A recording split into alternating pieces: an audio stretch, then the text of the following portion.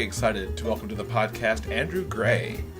Andrew is the author of more than 100 books, and the Romance Writers of America recently presented him with the Centennial Award for this accomplishment. He is the first male and the first writer of gay romance to receive the award.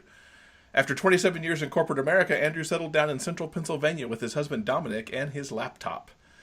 Andrew's hobbies include collecting antiques, gardening, and leaving his dirty dishes anywhere but in the sink, particularly when writing. And he considers himself blessed with an accepting family, fantastic friends, and the world's most supportive and loving partner. Welcome, Andrew. Hey, it's great to be here. Congratulations on the Centennial Award. That is quite the accomplishment. 100 books. I can't even fathom that right now because it's so amazing. What does this award mean to you? To me, it means a sort of acceptance in a broad sort of way. That not only is there a readership that reads a lot of my books and enjoys my books, but it also means that we have a gay romance author that has joined the RWA Centennial list along with Heather Graham and Debbie Maycumber and Nora Roberts. Mm-hmm. It is really fantastic. When I got the award, I took pictures with some other authors, and Heather Graham and I took a picture with me and the award. So 2 Centennial Award winners and the award. And when I told Heather about it, it was really fun. I told her about it at RT. She laughed and she says, well, as long as I'm on top, it's fine with me. She just below her on the list. Now, you actually crossed that 100 book mark earlier this year. What are you up to now? Well, the 100th book officially was Setting the Hook, which came out in May. That was the 100th book. So there has been another book in June. There's been another book in July. There was another book in August. And then Never Let You Go is September. There's another book. There's 2 books in October. There's Taming the Beast and then Dirk's Hell and Back.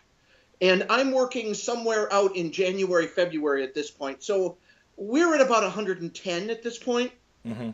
as far as writing. 110 novels. RWA only counts novels. Okay.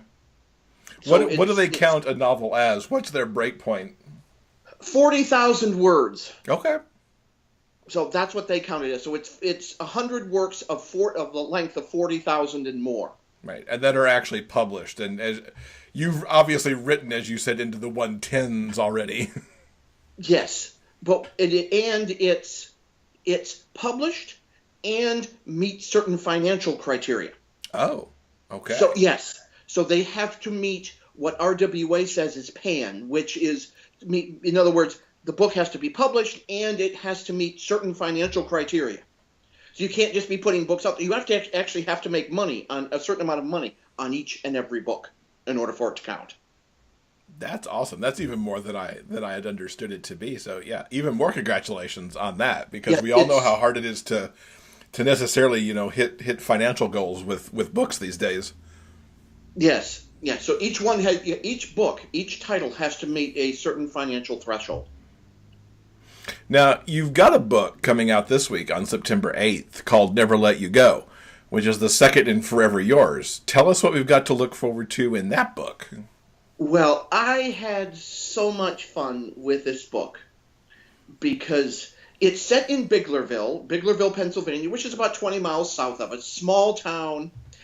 We've all heard about Hershey with the street lights that are shaped like kisses. They have street lights shaped like apples. That's adorable. It's orchard country. And these books are all about, they start with that very basic romance trope. Never Let You Go is, it's 2 men. They've known each other since high school. The one character left to join the military, and he came back and he returned, and then he didn't return. He didn't come home. And they thought he was dead. And he instead had been taken prisoner, and the whole thing had been hushed up by the military. So basically his love thinks he's dead. He's been mourning for a long time. And then he returns. And when he returns, he's broken. He's been a prisoner. He's been tortured. He can't walk very well. He comes back to town and he sees the love of his life with another man, and he turns another man and a child. Mm. He fully believes that he's moved on, got somebody else, and he turns and walks away. That's quite the setup. And that's just the prologue. And then the story starts. And you're right, that's very traditional romance there. A lot of the romance tropes, a lot of things like that don't work anymore. In this day of instant communications, of cell phones, of texting, of everything else, everybody knows everything about everyone else. Facebook, Twitter, social media, all of that. So it was very difficult. How do you come up with a situation that it would actually work? And if he was in the military controls everything. The military, for whatever reason, had decided that they weren't talking about this last mission. This last mission didn't happen. And then of course, I'm not going to tell you who the other man and the little boy are. Well, no. Now, looking back to when you started all this, how did you actually get started in this genre? What got you going? We had moved to central Pennsylvania, and Dominic and I, we have a pool in the backyard, and my father's birthday is right around the 4th of July. So my father turned 70, and we had a big party for him in the backyard around the pool. And everybody at the time told me how much I looked like my father. Now, that was 12 years ago. I was 42 years old. I most certainly did not want to look like my 70-year-old father. No. So I decided that I needed to look less like my 70-year-old father, and I went to the gym. I started working out. I started losing weight. But what the hell are you going to do with an hour of treadmill time? Just stand there and stare at the wall, or the worst, the television? No. So I started reading. And for some reason, Amazon seemed to figure out that I was gay and recommended a couple gay romances, and I bought them. Because what in the heck makes treadmill time go faster than reading sex? Absolutely. Nothing. So I started reading the books. I sort of fell in love with them.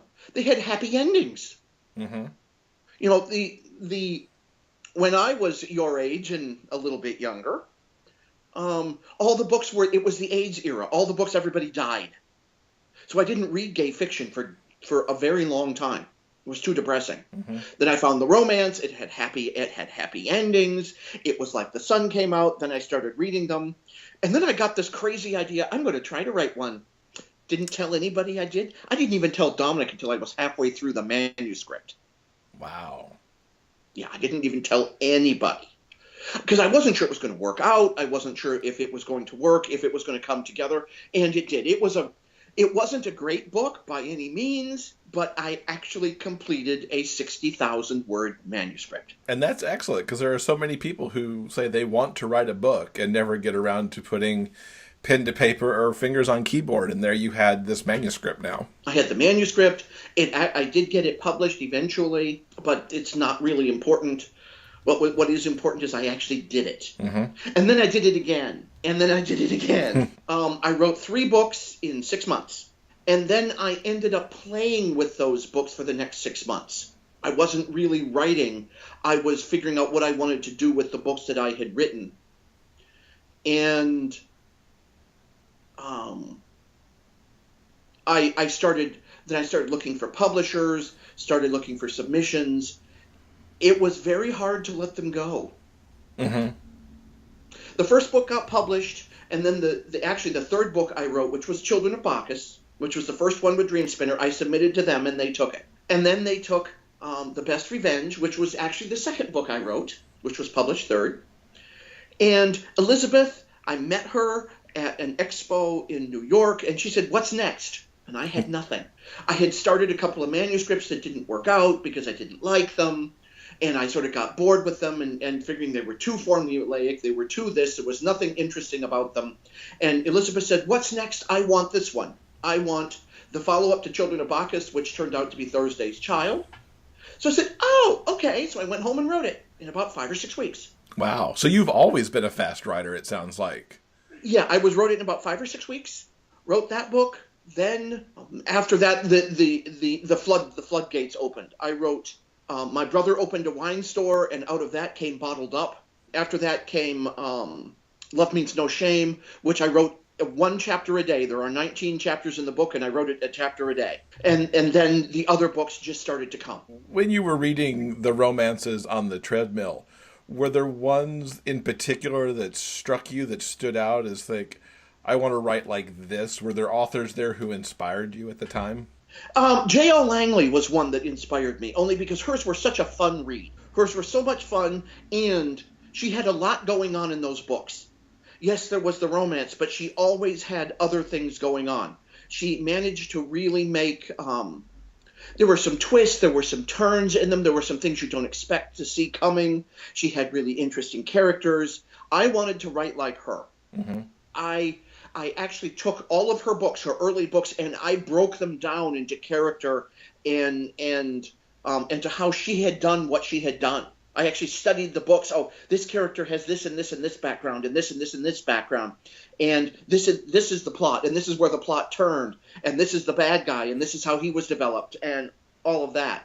And it really helped. And I joined an RWA chapter in March of 2009. I was the only guy in the chapter. In fact, there have been 3 men that have visited the chapter and none have stayed. I've been the only guy in the chapter permanently since 2009. And they helped me immensely. But the president of RWA right now is Leslie Kelly. And Leslie Kelly lives in my area of the country. Mm. And she came to our chapter and spoke about characters and conflict. How you develop the characters and how they can help develop conflict. And the material that she used in there, I still use every single book. After all of these books, I made her cry at RWA this year when I told her that, because she changed my writing life. Mm-hmm. It was one class, it was 1 hour class, and she changed my writing life. Yeah, and it's important to have people like that. I think every author needs at least one instance of that. Well, you need one person or one topic or one session where it really makes the light go on, where something really makes sense. And once that happens, you can build on it. How would you say the writing's evolved over the years? It's gotten more complex. It's gotten much more complex. Characters are more complex. The conflicts are more complex. I'm able to see stories in places I never would have seen it before. Oh, such as? There was a newspaper article on a man who had been wrongly convicted of murder and how his sister had worked all those years to try to prove he was innocent. And that was just a newspaper article. So I used that and went from there. There's a story called Legal Artistry, and it's based on the same story that my story is based on, the same story that the movie The Woman in Gold is based on. I heard the story somewhere, and, oh, wow, that would make a really, really great romance novel, and off I went. Sculpture, art. Dominic always sends me great internet stories.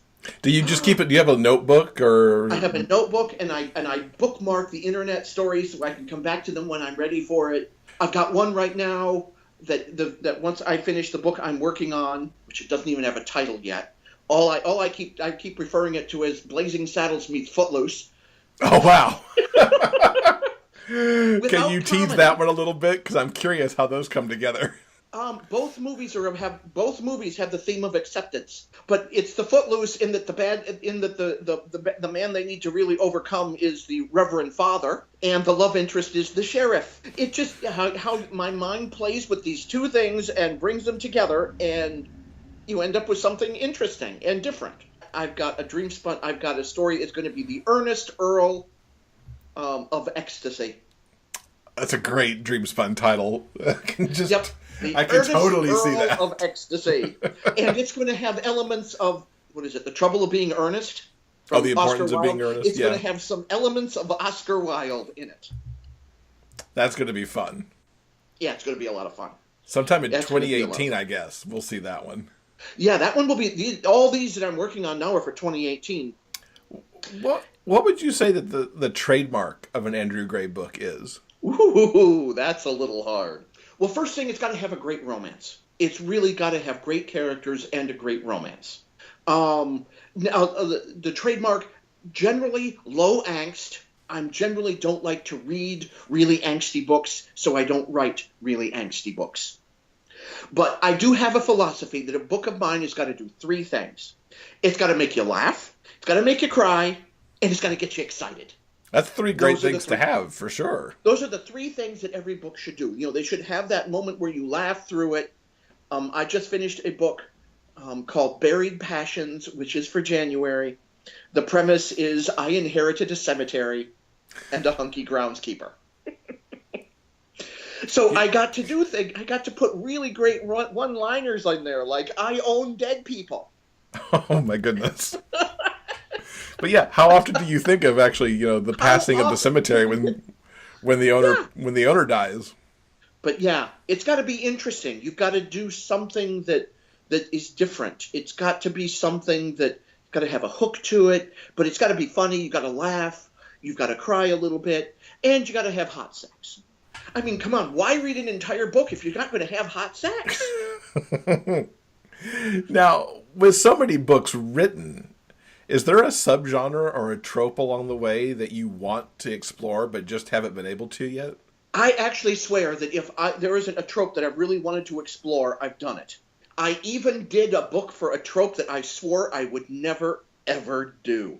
Oh, which is? I actually did two of them in that trope.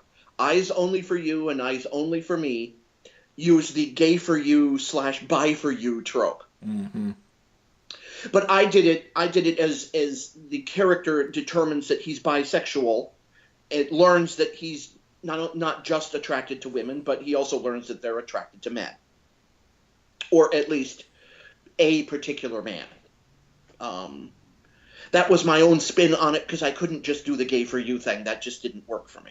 Right.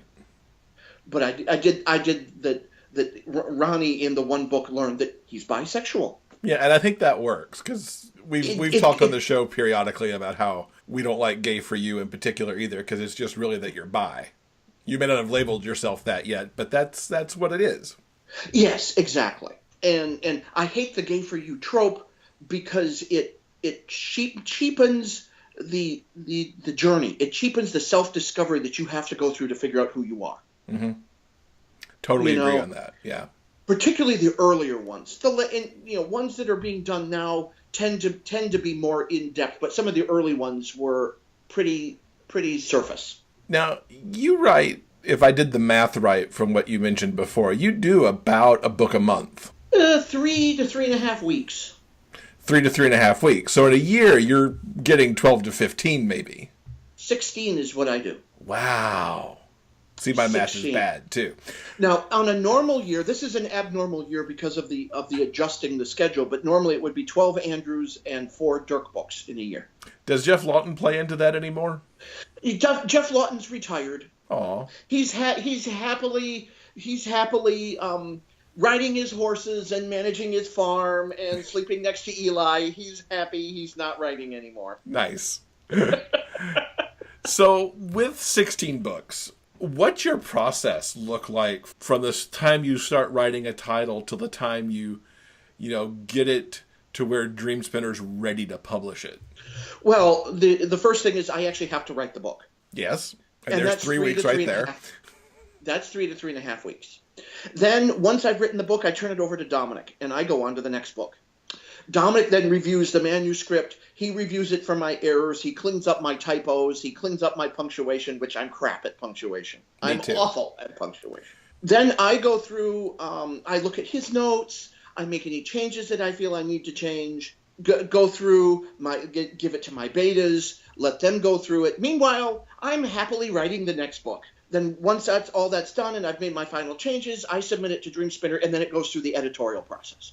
Are you handling what they send back, or does Dominic take the pass on that? No, I handle the edits that they send back. I do not handle the final text review, and I do not handle galleys. Dominic does both of those. Nice. Because when they send me the manuscript, I don't see what's there. I see what's supposed to be there. Okay, was never really good at seeing what was there. Dominic's great at it.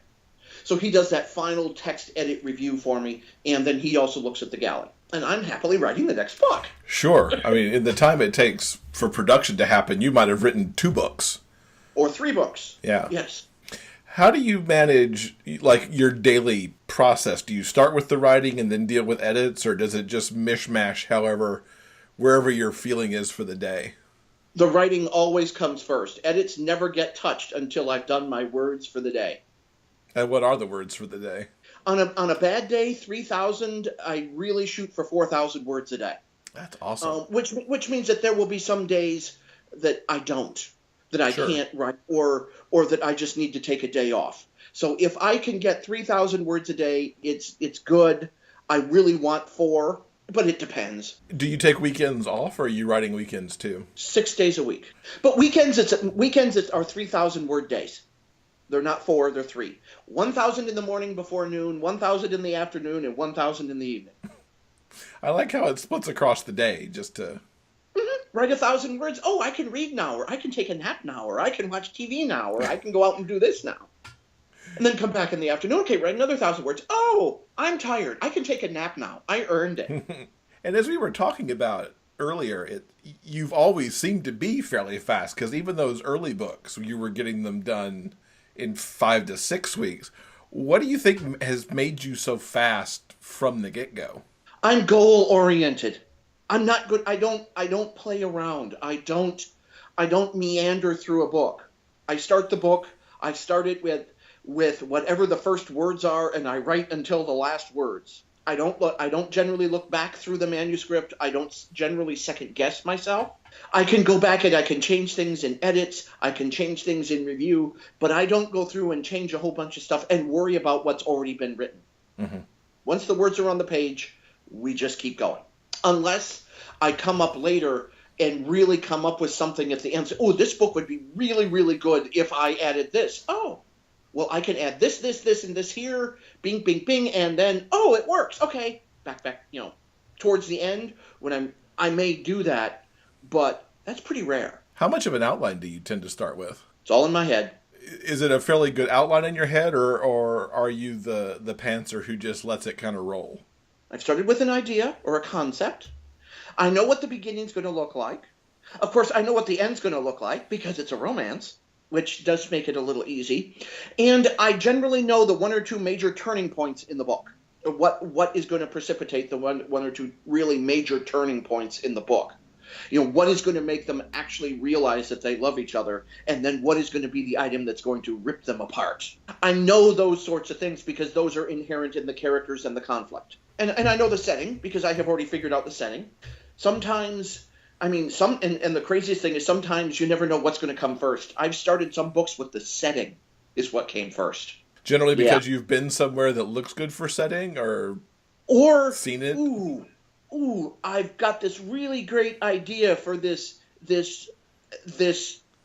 town on the eastern shore of Maryland that's inhabited by people that are fairy tale archetypes. If I can have it going to be named St. Giles, and the first book is going to be Taming the Beast, so it's going to be Beauty and the Beast book, and he's going to be the Beast of St. Giles, and then on it came. And we have Taming the Beast coming in October. I like that. It's a contemporary, but it's got the Beauty and the Beast archetype. Mm-hmm. The next one in that series is going to have the Cinderella archetype, or the Cinderfella archetype, if you will. I really love that archetype because that way I get to play with a really dysfunctional family. Mm-hmm. And what kind of dysfunctional person comes out of a dysfunctional family? Because let's face it, Cinderella was just too nice and too good for words to come out of that completely dysfunctional family. Yeah, so it'll be interesting to see what you do with Cinderfella.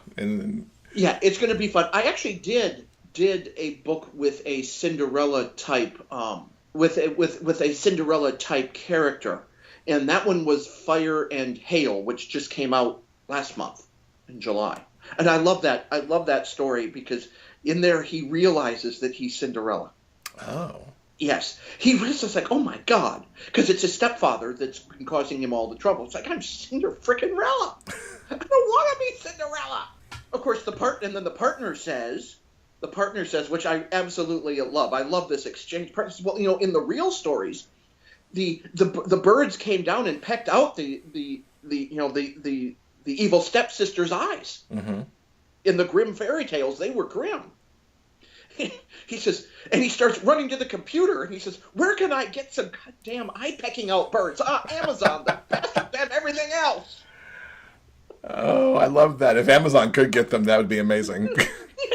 yes, step-parent eye-pecking out birds. And since they're birds, they could deliver themselves. Yeah, exactly. Now, you mentioned that Jeff Lawton has retired. What's going on with Dirk these days?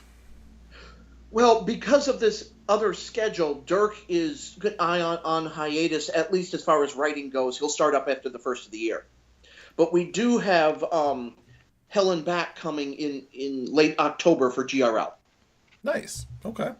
And that one was the best. I love that book. I love that book because the guy that ends up dead in the backyard is a lawyer. And you know how it is. What do you call 1,000 lawyers at the bottom of the sea? A good start. We apologize to any lawyers who may be listening to this show. Are you kidding? I heard that joke from a lawyer. Where are the lines between what's an Andrew Gray book and what's a Dirk Grayson book? Dirk books are going to be much more suspenseful. They're generally there's going to be more action. And Dirk also does paranormal. So Dirk has a paranormal series, the Yellowstone Wolves series. So basically it's going to be suspense, romantic suspense, and paranormal. When I was writing, before I started Helen Back, that was on my calendar, and I didn't have an idea for the book. And I was on the phone with Elizabeth, and my publisher, and I told her that, I'm supposed to start this book in about 3 days, and I don't have an idea for it. And she says, well, we can just work it around in the schedule. And I says, no, you don't seem to understand. I need to kill people now. Every now and then, I just need to kill people. And Dirk is there to help you when that happens. And Dirk is there to help me when that happens because I can actually kill people. Nice. In fiction, of course, but I can kill people. Now, besides all this writing that you do, which we've already ascertained is a lot, you're also in charge of Dreamspinner's audiobook production. Mm-hmm. How did you end up taking that on, and what does that involve? In 2013, I went to GRL in Atlanta, and the evil day job was getting more and more evil by the day. And so I called Elizabeth when I got home and explained to her what I was looking for, what I wanted, and she said, oh, I've got the perfect job for you because it requires a lot of coordination, it requires a lot of moving pieces and parts and just people to coordinate. She says, I want to start up audiobooks again because I have found this process that we can use to do it, and I'm looking for somebody to do it, and it was like, sign me on. Yeah. I do it part-time, and it's something that I can do around other things.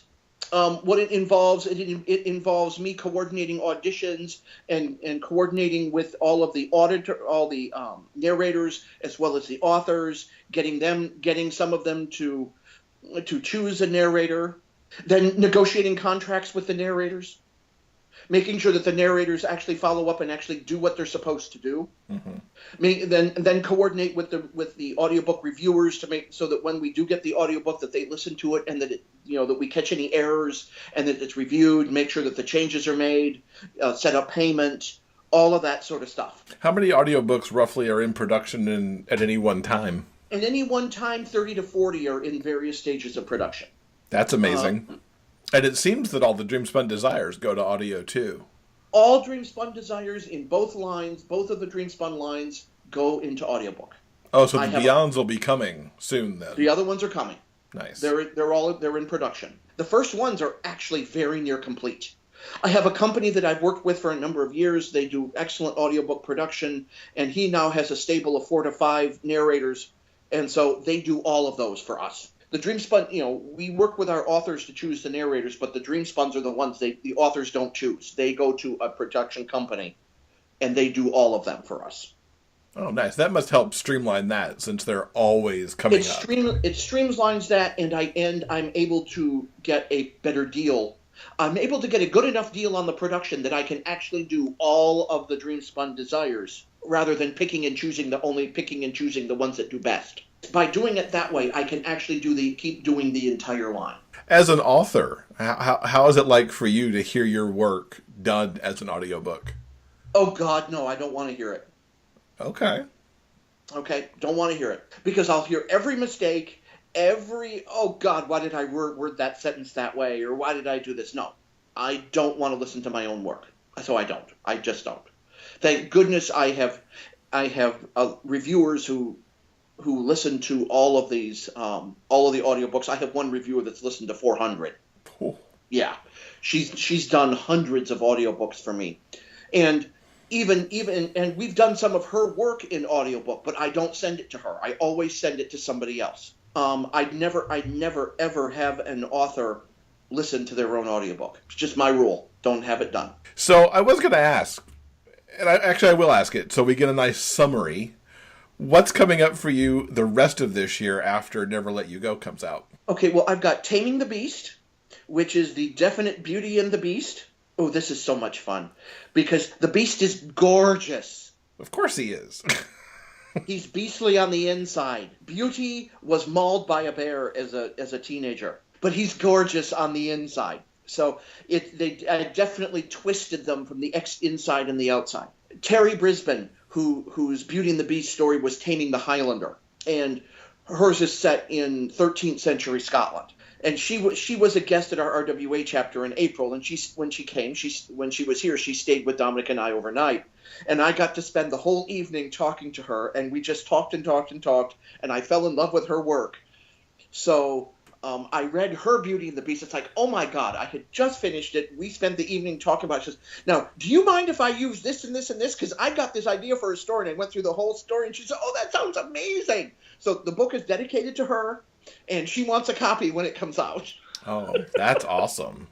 Yeah, she's amazing. Yeah. She's amazing. Then I've got Dirk's Helen back. Kill all the lawyers.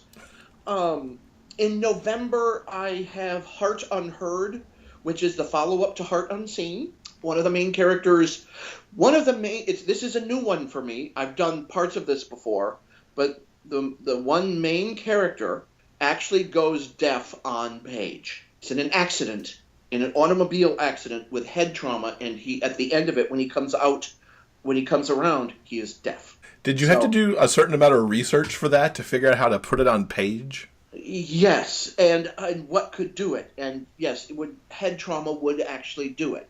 Yes, I actually called my audiologist and asked him. Nice. Did that particular plot slow your writing down at all as you're having to think about how to represent? Yes, those sorts of stories, the Heart Unseen where a character is blind and Heart Unheard where one is deaf, that takes a lot more of the process. It takes more time. It takes a lot more thought. It's not as though you can write it on autopilot. Right. You can't take anything for granted anymore. You know, with a blind character, it's almost easier to write a blind character because there are other things. It's not just as simple as closing your eyes and ta-da, you're blind, but there are certain things that you take away. Mm-hmm. Okay, they can still hear. Therefore, you can still communicate with them. They can still hear. They can still talk. They can hear you talking, and they can talk back. So you're dealing with communication. That's easy enough. With a deaf character, you've removed a means of communication. They can no longer hear. Therefore, how do you talk to them? How do you communicate with them? Mm-hmm. So I ended up developing a method of communication that they used to talk back and forth. Because in this world, one of the other main characters, the one that's the one that tells the guy that's gone deaf to stop sniveling and to get over it and to move on, is blind. So how do you get a blind guy and a deaf guy to talk to one another? Wow. Yeah. Interesting. I actually developed a way where the blind character comes in with a computer screen that he types on. He listens to the other character and then types his answers so that the other one can read them visually. So they do it. I actually had to develop this mechanism mm-hmm. for them to talk to one another. I like that. That's very cool. And yet you still wrote it in probably like 4 weeks. And It took me 4 weeks instead of 3, but yeah. okay, yeah. And then what's coming up in December? What, December? Oh, that's Fire and Flint. That's the Carlisle Cop series, the Fire and Precipitation books. Fire and Rain, Fire and Water, Fire and Sleet, Fire and Hail. Those are done. Those 6 books are done. But Fire and Flint is the Carlisle Deputies. It's a spin-off series. Okay. And so that first book will be in December. Cool. So instead of dealing with borough police officers, we're dealing with county sheriffs and their sheriff deputies, and a judge gone bad. Uh-oh. Then in January we have Buried Passions, which is I Inherited a Cemetery. That almost should be the tagline. The tagline is I Inherited a Cemetery. Oh, perfect. And a hunk groundskeeper. Too long would be I inherited a cemetery and a and a tall, dark, handsome, doesn't speak much English Bosnian groundskeeper. Have Paul Richmond jam all that on the cover. He'll love it. Yes, gotta have Paul Richmond jam all that on the cover. So, Andrew, what's the best way for everyone to keep up with you online so they can follow your releases January and beyond? Well, you can always go to my website, which is www.andrewgraybooks.com. And that's always got the coming soon page updated with all the once I get a new contract, then the book goes up on the coming soon page. You can follow me I'm on Facebook, Andrew Gray on Facebook. I'm also on Twitter as @AndrewGrayBooks. Dirk Grayson is www.dirkgrayson.com.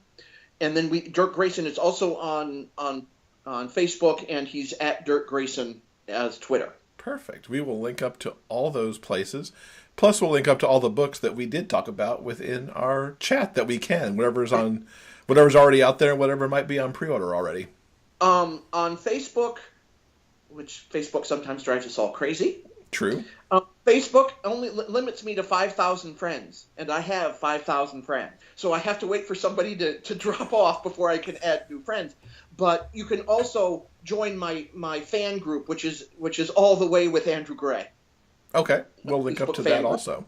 And you can also link up to if you join All the Way with Andrew Gray. I have exclusive contests, and I do special things in the fan group. Nice. Okay, we'll definitely point people in that direction. Well, Andrew, it has been wonderful having you with us. It's been great. This has been fun.